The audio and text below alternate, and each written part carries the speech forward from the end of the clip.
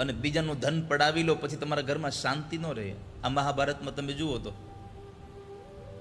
100 કૌરવો હતા, પાંડવોના ભાગનું પણ પોતે એ ભોગવી રહ્યા હતા. સંપત્તિ અઢળક હતી, શાંતિ જરાય નહોતી. આ દુનિયામાં સંપત્તિ કેટલી છે બહુ અગત્ય નથી, તમારા ઘરમાં શાંતિ કેટલી છે મહત્વનું છે.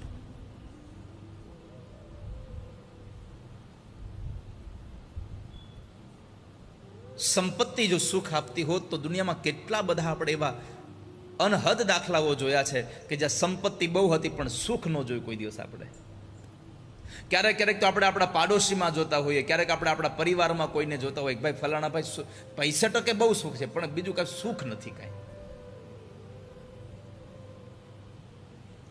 કેવલ સંપત્તિ માણસને સુખ નથી આપતી. આ દુનિયામાં સુખી કરવાનું સૌથી મોટું કોઈ સાધન હોય તો માણસનો સ્વભાવ છે. એને પોતાનો સ્વભાવ સુખ આપે છે.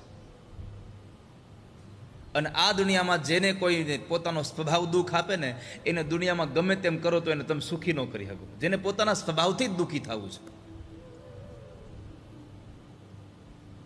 જેને પોતાની જાતે જ હેરાન થવું છે, એને તમે ક્યારેય પણ સુખી ન કરી શકો. કોઈ વસ્તુનો અભાવ હોય કે કોઈ વસ્તુનો પ્રભાવ હોય, એ કદાચ અભાવ અને પ્રભાવને તમે એને કેન પ્રકારે દૂર કરી શકો, પણ જેને સ્વભાવનો જ પ્રભાવ પડ્યો હોય એને તમે સુખી જ ન કરી શકો. વાતમાં જેને પોતાના સ્વભાવથી દુઃખિત થવાનું આવડ્યું છે, એ સુખી ક્યાં થાય?